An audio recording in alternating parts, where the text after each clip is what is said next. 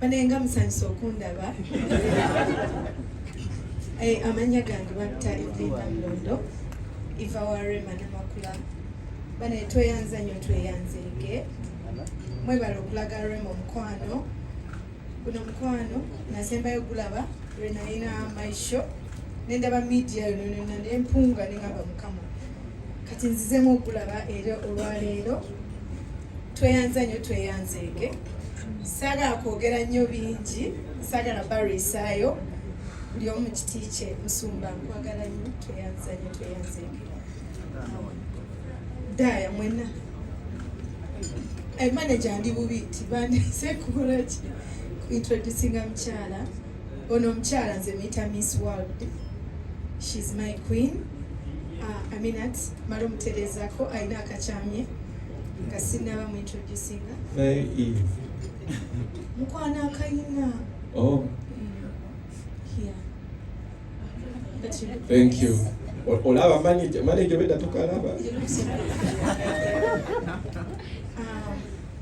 Nga njagala twanirize the queen Miss World nze Beyonce wange Uganda. Yes, era mbeera nkimugamba omukyala Rema Namakula Sebunya. Bannange ebigambo nina bingi naye omanyi ng'oyimiridde wano. Bibula bwe ntandika okwogera ku Rema tusulawo omwaka tusobola okusooka ne guddako. Rema oli mulungi nnyo wasuka. Ladies and gentlemen, Melodies of Love, Rema Namakula, a girl that has transcended the time, the test of time. Aise mubinji from a young girl, ate nafuko omukyala, ate si just omukyala naye omukyala ow'ekitiibwa ekyo kikulu nnyo. She is a brand, she's a wife, she's an artist, she is a performer, she is a vocalist. Ladies and gentlemen, Uganda's female vocalist, Rema Namakula. You're most welcome.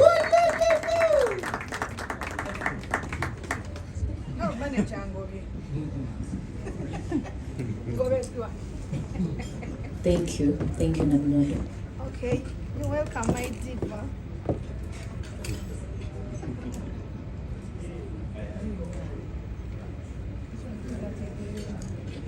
Good morning, buli omu.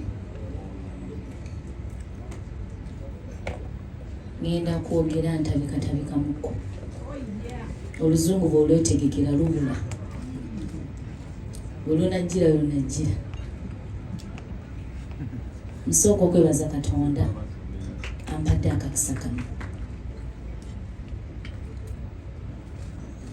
Mwebaza Katonda eyalukeesezza ne tusobola okuba nti ffenna twakutte obudde ne tubeerawo leero. Mwebaza buli omu eyazuukuse ng'oli mulamu. Kuba tetukirinako obuyinza. Omukka ogwo gw'assizza bukedde eyagutuwadde. Kale mwebaza Mukama.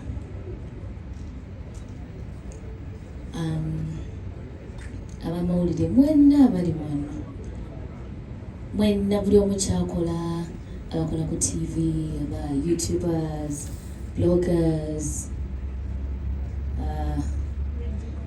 different presenters, TV, radio. Banange nsiimye nnyo. Mwebale kukeera ne mbeerawo wano.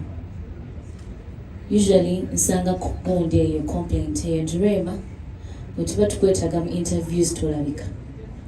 Oba ne munsanga oba ndi ku show ng'oba ya Spice oli n'akuyimiriza. Sooka otubuulire kino ne kiri. Naye ebiseera ebisinga mba siina kyakubagamba. Tekuba kwepanga oba kwematira. Naye mba sirina kyakubagamba at that particular time. Njagala nnyo n'enzija nga nina ensonga gye mbagamba ng'erimu amakulu. Era buli anyigira out there mbawulira ne Eva amumanyi omukubira. Oyo tuba tumwetaagala tumufuna. Naye nga munansonyiwa mba sirina kyakubagamba at that particular time. Naye akaseera ke kano nina ekyokubagamba. Nina concert nga 23. Maze ebbanga nga neetegekera concert eno. For some reason, I even thought nyinza okuba nayo last year. naye ng'ebintu ebyatambula nti opulaninga naye nga ne Katonda akola ki apulaninga. Mukama olunaku lwe yamanya nti ndikola concert lwali 23 February 2024. Nakoma okukola concert nga tebannatuggala. Ndoza zimu concert ezasembayo wano before COVID. Naye ate nakyo nekyebaliza Mukama kubanga osobola okutegeka wakati awo wonna ssente osasanyiza ate ne bakuggala nga tosobodde. Kale nno mwattu ebintu byonna ebyobulamu bwange abadde Katonda. Abasinga mundabye though abalabe bandabye nga Spice ne Pastor bebandabye nga bo bato nga nze nkuzi. Naye ate waliwo ne wana abandabye nga nange nkyali ddala. Banaye mbeebaza bwe mbalabako I even get emotional kubanga olugendo mulumanyi. You've seen it all. It has been God nampa amaanyi to make those decisions. Ng'omwami ono gwe ntudde naye kumpi bwangambye nti andabanga nsalawo sinze Mukama yenyamba. Njagala okubaza ba sponsors Pepsi, Aquafina, mwebale nnyo. Thank you for trusting me with your brand. I'm glad to be associated with you guys. Mwebale nnyo mwebale ddala. Akron ate musimanyi munda z'obuwagizi munjagadde buli kimu. Buli kenjagala mane twandikoze bwe tuti mwandi ne mujja bambi. Thank you so much. Thank you so much. Era ndowooza ne Daddy gyali akimanyi nti nsiimye nnyo. Thank you so much. Era omuŋŋambira engeri gy'ayise mu ggwe kati omuŋŋambira mugambe baby we yasiimye. Jude Color Solutions, thank you so much. Mutambudde nange ebbanga lyonna ate sinze nzekka but every artist buli aleeta ne mujja mwebale kutwaniriza. Tukimanyi nti ku Jude tubawaka buli muntu yena every creative ali welcome mu Jude Color. Thank you so much. DSPA, the firefighters, mwebale abantu mulina obbalaga bimukola muzikiza emiriro naye oga 23rd munagusobola ugenda kukwata anti mbagamba Sheraton will be on fire to ask for water.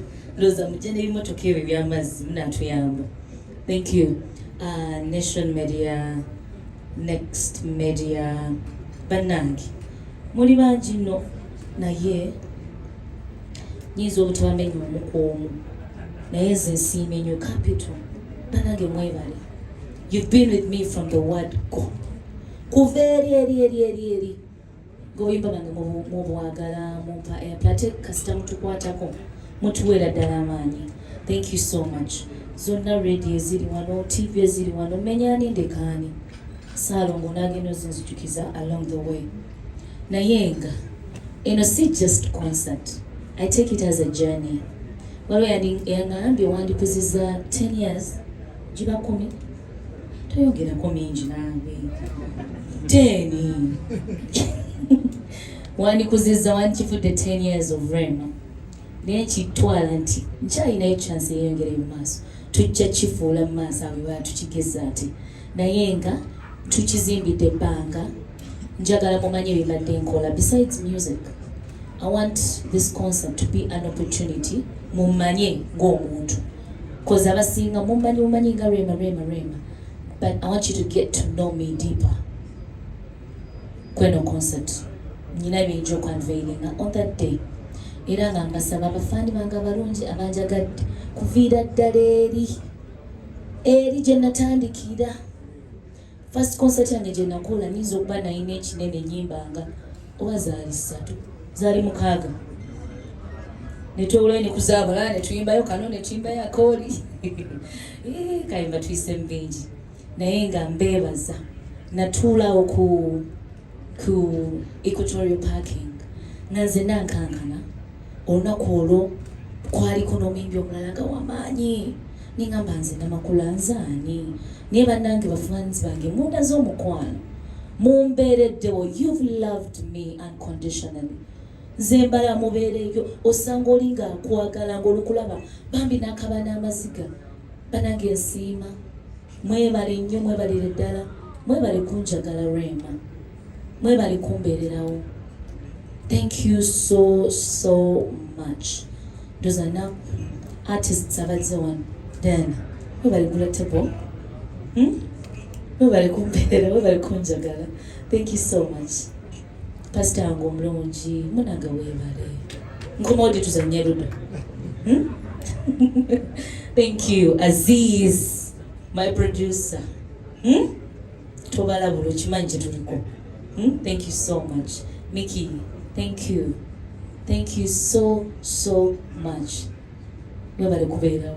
My brothers. Storage. Muli bulungi. Mwebale kumbeereramu, mwebale kunjagala. Julio pate tuddawa. Mugera kumbuulira. Thank you. Bannange buli omu ali wano. Nsiimye nnyo, nsiimidde ddala. Ani gwe siyogeddeko 8 years. 8 years. Ai, mwe simanyi ng'ekyo ngenda kubeebazamba. Thank you so much. Maestro Band. Thank you so much, guys. If these people knew what we are cooking, tuzasina tickets ziwedde nayo. Naye nga nina okukkiriza nti a lot is gonna happen. Bannange mugule ticket. Alibad enaatera okuggwayo. Kuba we tuziteera ku points n'ez'enjawulo ze tugenda okwogerako. Mwami Kayembaza Job bagamba n'omukulu Edisendi tujja kuba tetuvudde ku Alibad nga tuddako wali ewalala. So I think tujumbire tufune tickets zaffe mu budde tutuule. It's gonna be an experience. Come, let's get to know each other. Come, let's have fun. Kino kye mbategekedde sikibategekerangako. Nange neetidde. Naye, thank you. Mukama bampeereza.